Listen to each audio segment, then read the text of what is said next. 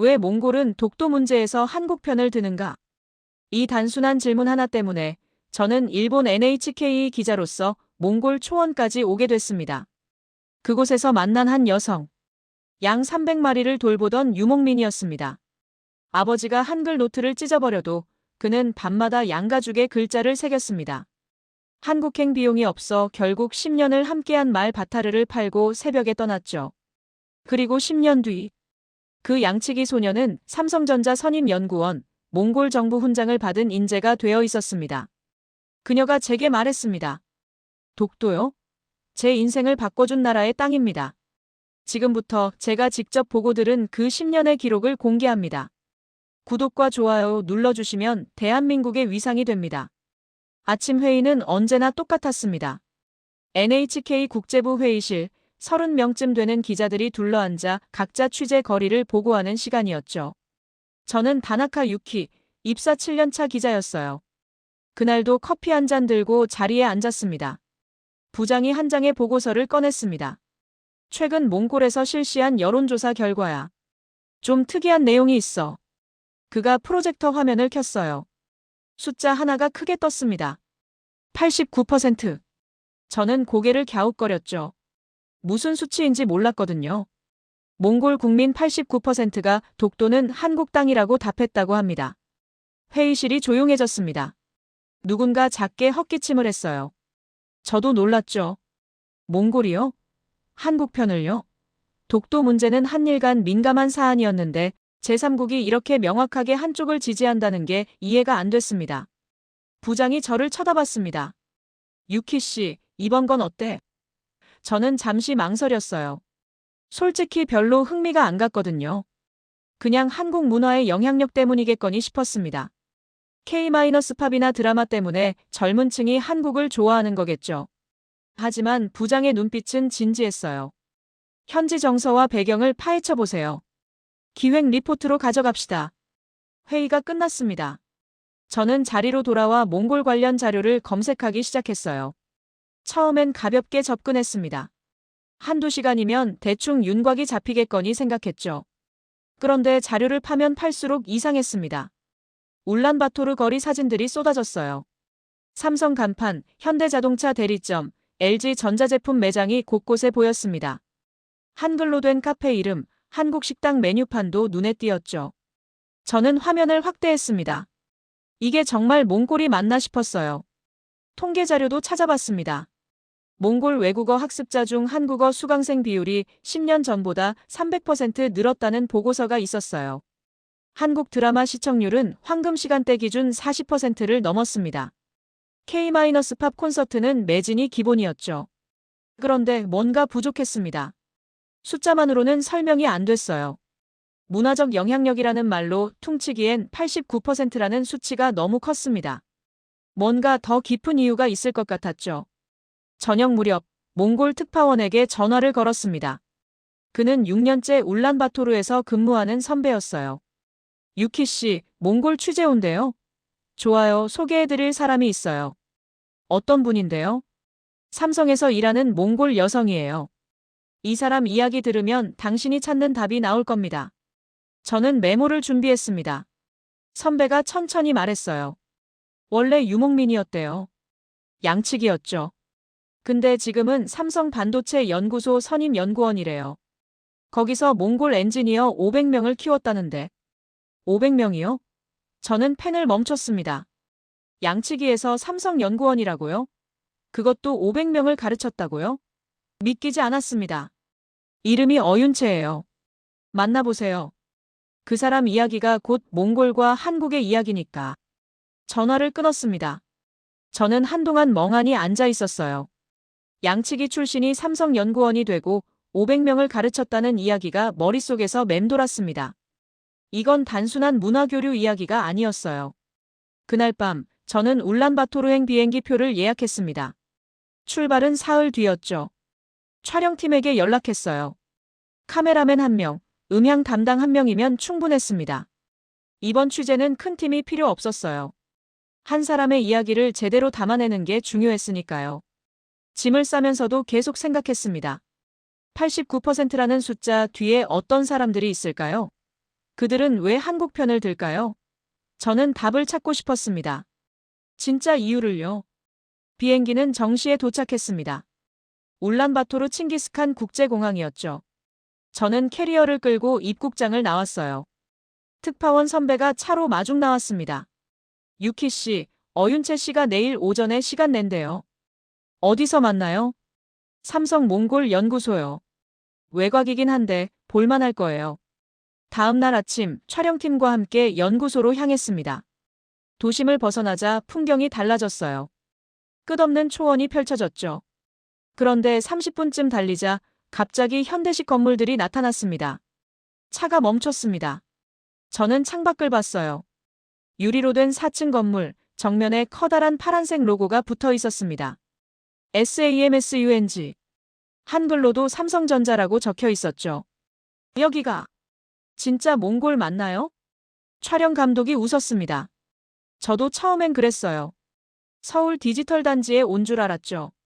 건물 앞에는 몽골 직원들이 출입증을 목에 걸고 오가고 있었어요. 한국인으로 보이는 엔지니어들도 몇 명 보였습니다. 저는 카메라를 들고 로비로 들어갔죠. 안내 데스크에서 어윤채 씨를 찾았습니다. 직원이 내선 전화를 걸었어요. 곧 내려오신대요. 저는 소파에 앉아 기다렸습니다. 긴장됐어요. 어떤 분일까 상상했죠. 엘리베이터 문이 열렸습니다. 한 여성이 나왔어요. 30대 중반쯤 보였습니다. 연구복 대신 깔끔한 흰색 셔츠에 검은색 바지 차림이었죠. 머리는 단정하게 묶었고요. 그녀가 다가오며 말했습니다. 사이노? 다나카 유키 씨시죠? 몽골어 인사였어요. 저는 얼떨결에 고개를 끄덕였습니다.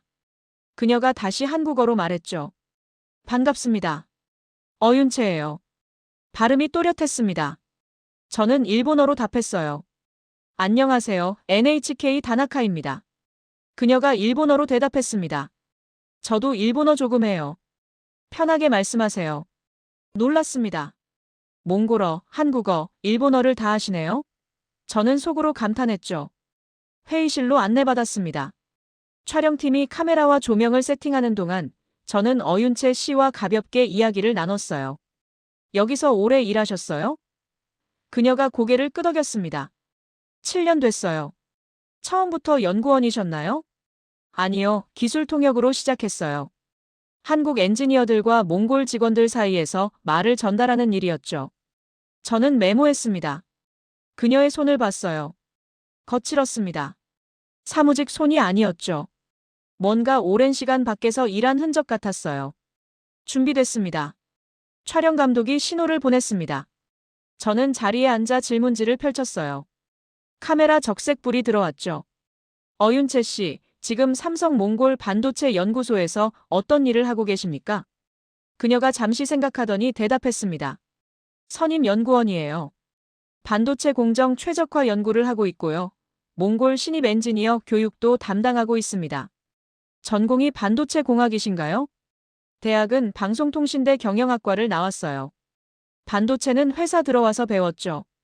저는 고개를 갸웃했습니다. 경영학과요? 그런데 어떻게 반도체 연구원이 된 거죠?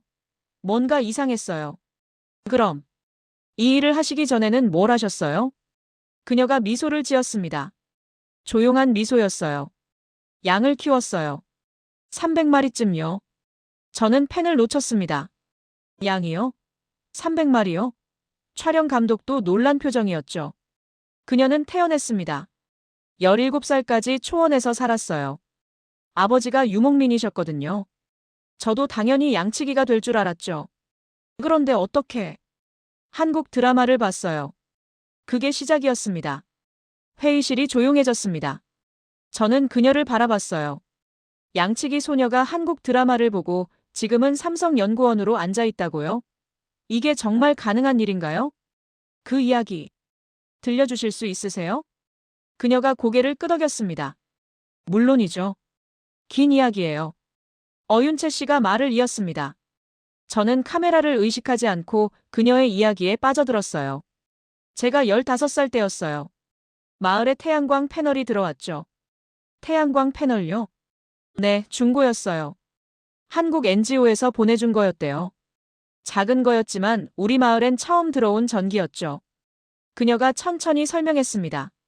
초원 마을은 전기가 없었대요. 해가 지면 캔들이나 등유 램프에 의지했다고 했죠. 그런데 태양광 패널이 오면서 처음으로 불이 들어왔답니다. 그리고 마을 이장님이 TV를 한 대 샀어요. 작은 브라운관 TV였죠. 저는 상상했습니다. 초원 한가운데 게르 안에 놓인 작은 TV를요. 그녀가 계속 말했어요. 처음엔 아무것도 안 나왔어요. 채널을 돌려도 지지직거리기만 했죠. 근데 누군가 안테나 방향을 이리저리 돌리다가 화면이 나왔어요. 뭐가 나왔는데요? 한국 드라마요. 그녀가 웃었습니다. 저는 메모했어요. 한국 드라마라니. 그게 뭐였는지 궁금했습니다. 제목은 기억 안 나요. 근데 화면 속 서울이 너무 밝았어요. 밤인데도 불빛이 가득했죠. 카페에서 사람들이 웃고 있었고 깨끗한 옷을 입고 있었어요. 그녀의 목소리가 조용해졌습니다. 저는 그녀를 봤어요. 그녀는 과거를 떠올리는 눈빛이었죠. 그날 밤 마을 사람들이 다 모였어요. 30명쯤 됐을 거예요. 게르 안에 빼곡히 앉아서 화면을 봤죠. 아무도 말이 없었어요. 다들 너클 잃고 봤습니다. 어윤채 씨도요? 저는 충격이었어요. 저는 펜을 멈췄습니다. 충격이라는 단어가 묵직했어요. 저기도 사람이 사는 곳인데 나는 왜 여기서만 살아야 하지? 그런 생각이 들었어요. 처음이었습니다. 세상이 이렇게 넓다는 걸 느낀 게요. 그날 이후가 달라졌다고 했습니다. 매주 목요일 저녁이면 마을 사람들이 모여 드라마를 봤대요. 어윤채 씨는 한 번도 빠지지 않았답니다. 그러다가 한글이 보이기 시작했어요. 한글이요? 자막이요. 처음엔 그냥 문의인 줄 알았어요. 근데 자꾸 보니까 규칙이 있더라고요. 아, 오, 우 이런 것들이 반복됐죠. 저는 놀랐습니다. 아무도 가르쳐 주지 않았는데 스스로 한글을 발견했다고요? 그녀가 고개를 끄덕였어요. 아버지한테 물어봤어요. 저 글자가 뭐냐고요? 아버지는 모른다고 하셨죠. 마을에 아는 사람이 없었어요. 그럼 어떻게 배우셨어요? 드라마를 일시정지했어요. 그녀가 설명했습니다. 자막이 나오면 멈추고 종이에 똑같이 따라 그렸대요. 그림처럼요. 한 글자 한 글자요. 한 달쯤 지나니까 글자가 보이기 시작했어요. 사랑해, 미안해, 고마워 이런 단어들이요. 저는 숨이 막혔습니다. 교과서도 없이 선생님도 없이 오직 TV 화면만 보고 한글을 배웠다니요. 믿기지 않았어요. 과자 봉지도 모았어요. 과자 봉지요? 네, 마을 가게에 한국 과자가 몇 개 있었거든요. 저는 그걸 사서 뒷면을 뜯어냈어요. 거기 한글이 적혀 있었죠. 성분 표시, 유통기한, 회사 이름 같은 거요. 그녀가 가방에서 낡은 공책 한 권을 꺼냈습니다. 저는 그걸 받아들었어요. 펼쳤죠. 삐뚤빼뚤한 한글이 가득했습니다. 어떤 글자는 크고 어떤 글자는 작았어요.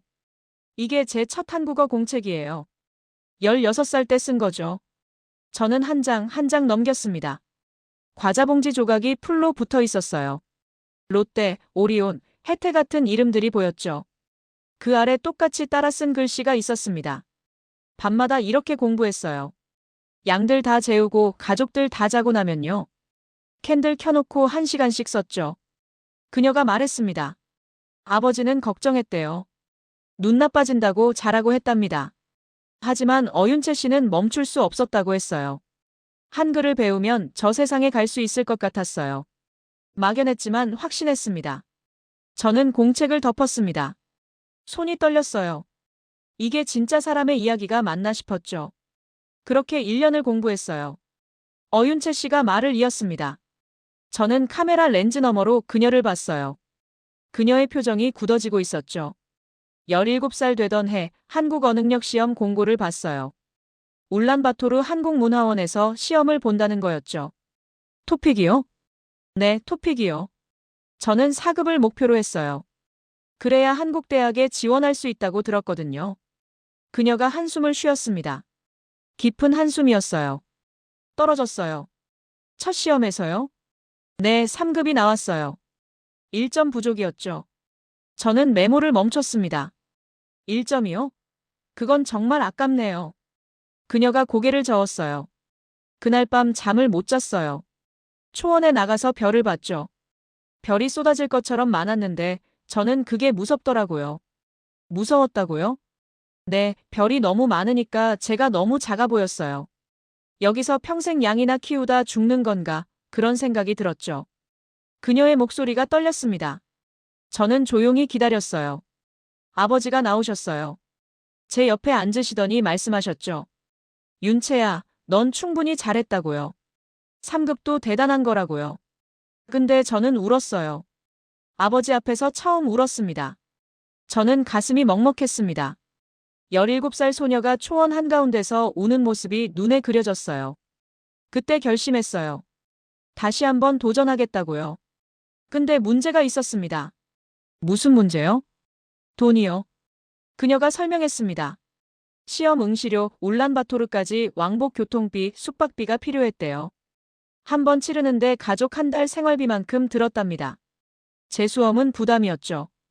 그래서 생각했어요. 뭔가 팔아야겠다고요. 저는 펜을 들었습니다. 뭘 팔았을까요? 그녀가 잠시 말을 멈췄어요. 눈시울이 붉어졌습니다. 바타르를 팔기로 했어요. 바타르요? 제 말이에요. 7번째 생일에 아버지가 선물해 주신 거였죠. 저는 숨을 멈췄습니다. 말을요? 자기 말을 팔았다고요? 그녀가 고개를 끄덕였어요. 몽골에서 말은 특별해요. 가족이나 마찬가지거든요. 저는 바타르를 10년 키웠어요. 매일 아침 제일 먼저 바타르를 봤죠. 밥도 제가 챙겼고요. 그녀가 손으로 눈가를 닦았습니다. 저는 카메라를 의식했어요. 이 장면을 담아도 되나 싶었죠. 하지만 그녀는 계속 말했습니다. 석 달을 고민했어요. 다른 방법을 찾으려고 했죠. 근데 없었어요. 우리 집엔 팔 게 말밖에 없었거든요. 부모님은 아셨어요? 아니요, 몰랐어요. 아버지한테 말하면 절대 허락 안 하실 거였거든요. 그녀가 말했습니다. 이웃마을 아저씨한테만 얘기했대요. 그분이 말거래를 해본 적이 있어서요. 조용히 처리해달라고 부탁했답니다. 거래일 새벽에 바타르를 끌고 나갔어요. 아직 해가 뜨기 전이었죠. 바타르가 저를 쳐다봤어요. 눈이 정말 맑았어요. 저는 카메라 너머로 그녀를 봤습니다. 눈물이 흐르고 있었어요. 제가 갈기를 쓰다듬으며 말했어요. 바타르야, 너는 내 날개야. 내가 날 한국까지 데려다 줄 거야. 그러니까 미안하다고 고맙다고요. 회의실이 조용했습니다. 촬영 감독도 숨죽이고 있었어요. 저도 울컥했죠. 거래가 끝났어요. 돈을 받았죠. 그걸 들고 집으로 돌아오는데 손이 너무 무거웠어요. 종이 몇 장인데 말보다 무겁더라고요. 부모님은 언제 아셨어요? 일주일 뒤요. 아버지가 바타르를 찾으셨어요. 저는 고백했죠. 한국 가려고 팔았다고요. 뭐라고 하셨어요? 아무 말씀도 안 하셨어요. 그냥 등을 돌리고 나가셨어요. 그녀가 고개를 숙였습니다. 저는 다음 질문을 망설였어요. 너무 사적인 것 같았거든요. 하지만 그녀가 먼저 말했습니다. 사흘 동안 아버지가 말을 안 걸으셨어요. 밥상에서도 저를 안 보셨죠. 어머니도 우셨고요. 저는 그게 제일 힘들었어요. 그래도 시험은 봤죠? 네, 봤어요. 울란바토르까지 버스 타고 15시간 걸려서 갔죠. 시험장에 들어가는데 손이 떨렸어요. 바타르 생각이 자꾸 났거든요. 그녀가 물을 한 모금 마셨습니다. 저는 기다렸어요. 결과는 한 달 뒤에 나왔어요. 4급 합격이었죠. 축하드려요. 고맙습니다. 근데 기쁘기보다 미안했어요. 바타르한테요. 그녀가 말했습니다. 합격 통보서를 들고 아버지께 갔대요. 아버지는 종이를 오래 보셨답니다. 그리고 조용히 말씀하셨대요.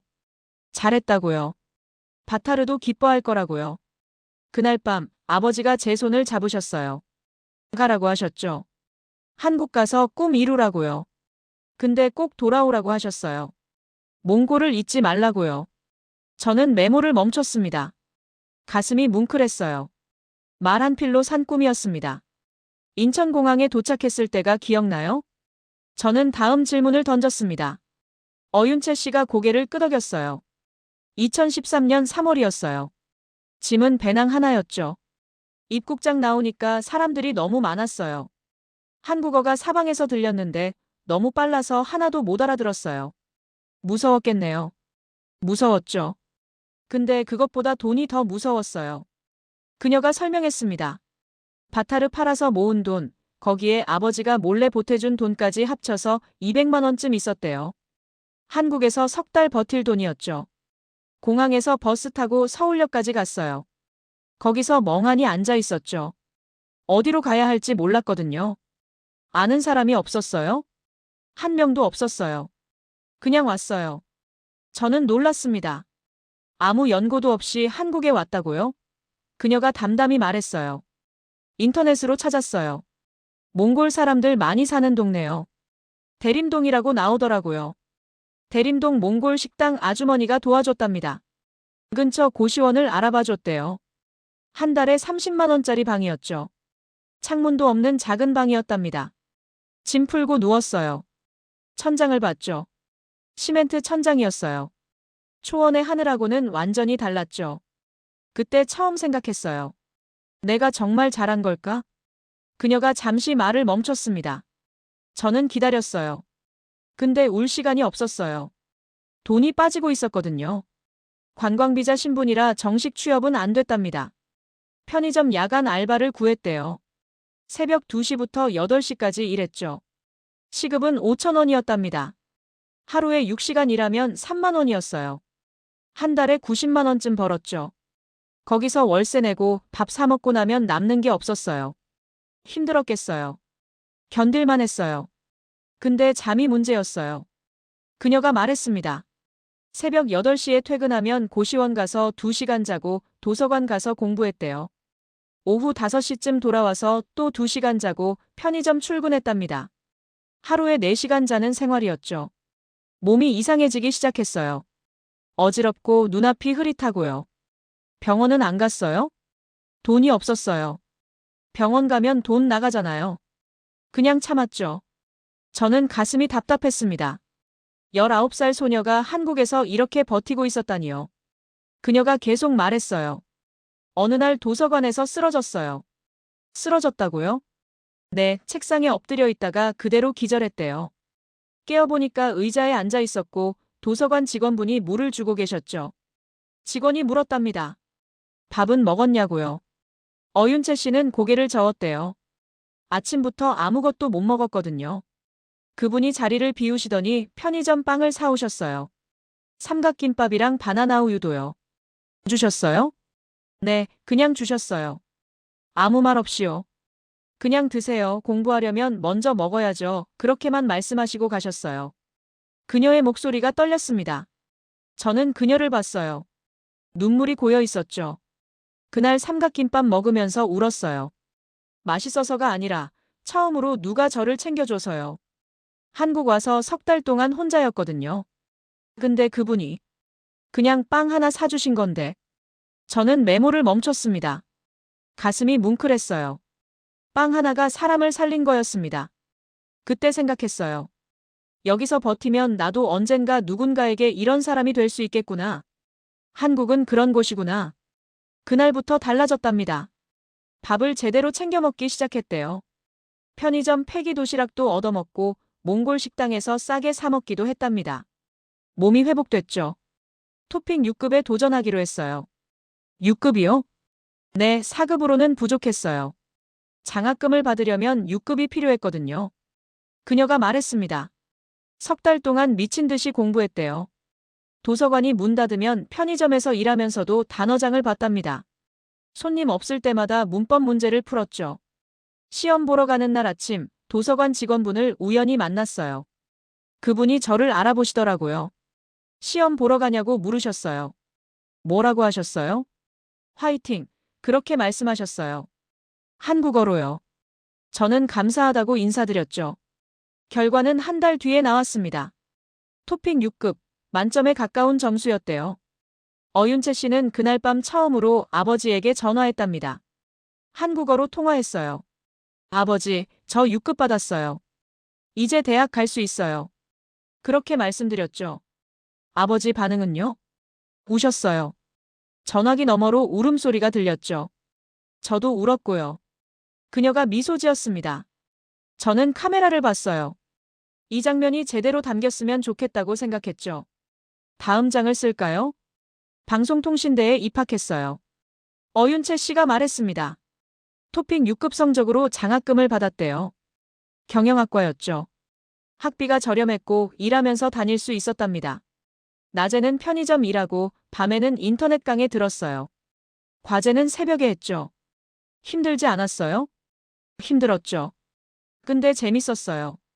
공부가 이렇게 재밌는 줄 몰랐거든요. 2년이 흘렀답니다. 2015년 여름이었대요. 학교 게시판에서 공고를 하나 봤답니다. 삼성전자 몽골 반도체 인재 채용이었죠. 심장이 쿵했어요.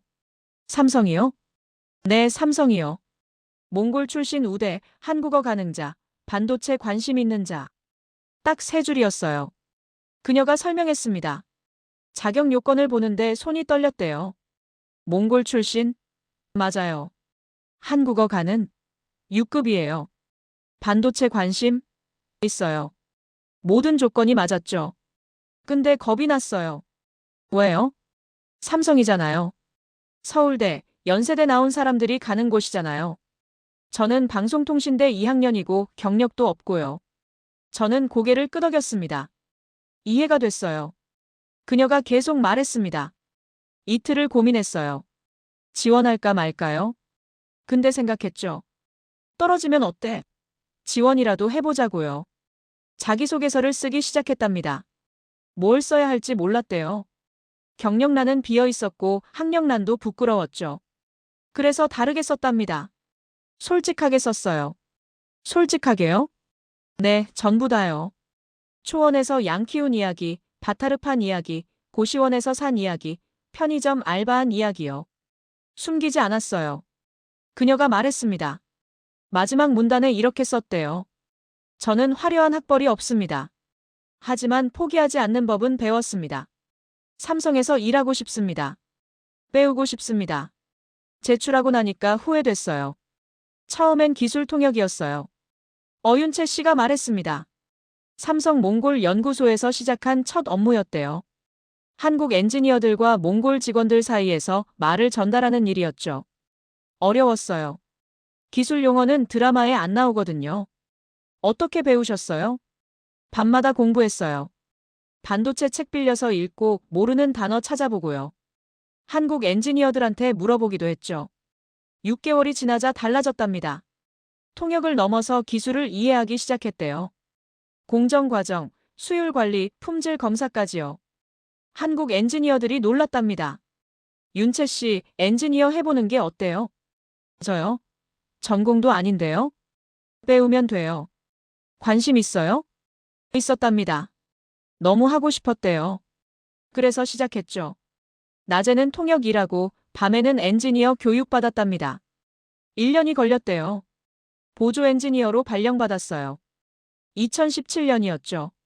거기서 끝이 아니었답니다. 3년 뒤 주임, 5년 뒤 선임 연구원이 됐대요. 지금은 공정 최적화팀을 맡고 있답니다. 제 역할이 하나 더 생겼어요. 뭔데요? 몽골 신입 직원 교육이요. 저는 메모했습니다. 그녀가 설명했어요.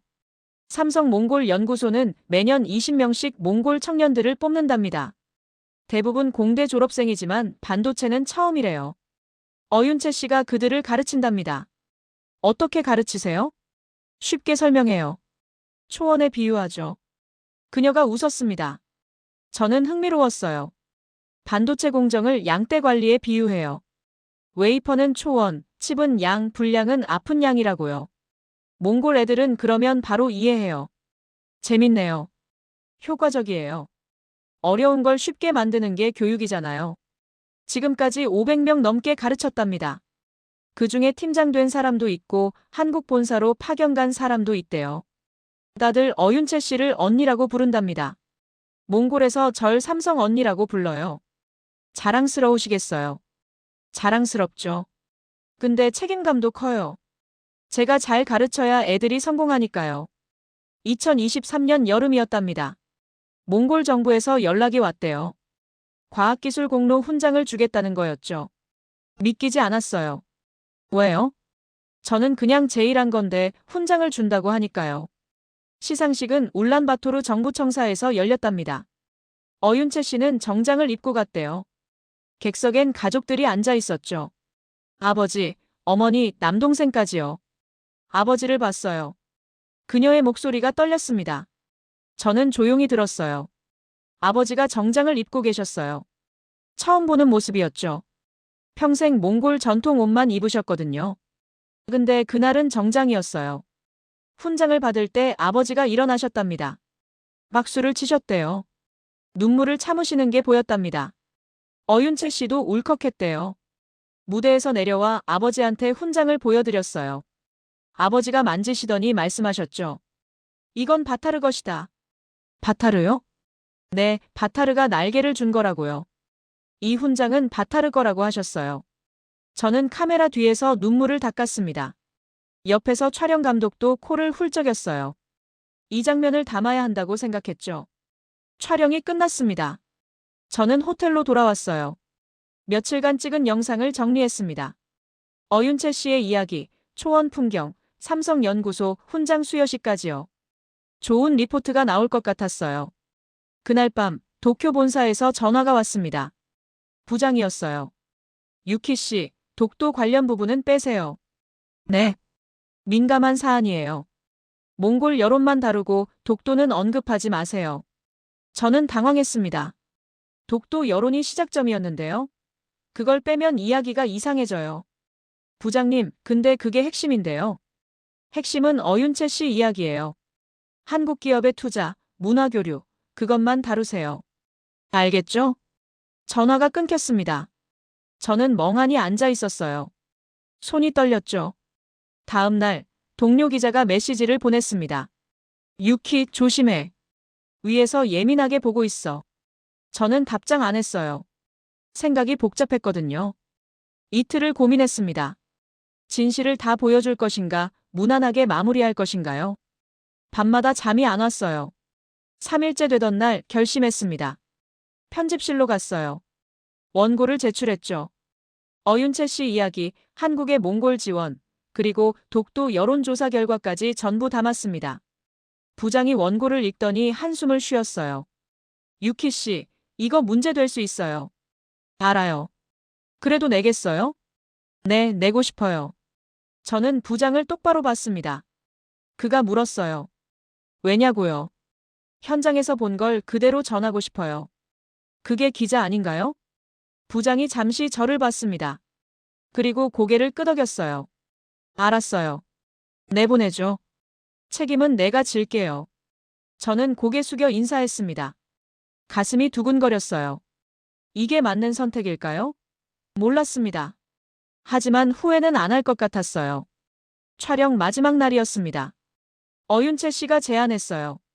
유키 씨, 제 고향에 가보실래요? 고향이요? 네, 초원이요. 보여드리고 싶은 게 있어요. 다음 날 새벽 차를 타고 출발했습니다. 울란바토르에서 5시간을 달렸어요. 도로가 끝나고 초원이 시작됐죠. 끝없이 펼쳐진 풀밭이었습니다.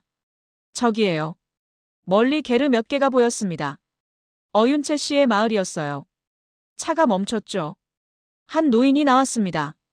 어윤채 씨가 뛰어가 안겼어요. 아버지예요. 저는 카메라를 들었습니다. 아버지는 70쯤 보였어요. 주름진 얼굴에 따뜻한 눈빛이었죠. 딸의 머리를 쓰다듬으셨습니다. 일본에서 오셨다고 들었어요. 환영합니다. 아버지가 몽골어로 말씀하셨습니다. 어윤채 씨가 통역했어요. 우리는 게르 안으로 들어갔죠. 따뜻한 차가 준비돼 있었습니다. 잠깐 기다려주세요. 어윤채 씨가 밖으로 나갔습니다. 저는 차를 마시며 기다렸어요. 10분쯤 지났을까요? 밖에서 말 울음소리가 들렸습니다. 문을 열고 나갔습니다. 어윤채 씨가 말 한 피를 끌고 오고 있었어요. 갈색 털에 검은 갈기를 가진 건강한 말이었죠. 아버지가 게르에서 나오셨습니다. 아버지. 어윤채 씨가 말의 고삐를 아버지께 건넸어요. 목소리가 떨렸습니다. 이 말 이름은 바타르 2세예요. 저는 숨을 멈췄습니다. 바타르 2세요? 아버지도 멈춰섰어요. 말을 보셨죠? 10년 전에 약속했잖아요. 더 좋은 말로 돌아온다고요. 늦었지만 왔어요. 아버지가 말의 갈기를 쓰다듬으셨습니다. 천천히요. 한참을 그러시더니 딸을 끌어안으셨어요. 두 사람 다 울고 있었습니다. 저는 카메라를 내렸습니다. 담으면 안 될 것 같았어요. 이건 그들만의 순간이었으니까요. 촬영 감독도 고개를 끄덕였죠. 말 한 필 팔아서 떠났던 딸이 말 한 필을 사서 돌아왔습니다. 약속을 지킨 거였어요. 바타르 1세는 어떻게 됐어요? 제가 조심스럽게 물었습니다. 어윤채 씨가 초원을 가리켰어요. 저기 묻혀 있어요. 4년 전에 늙어서 떠났어요. 제가 한국에 있을 때였죠. 아쉬웠겠어요.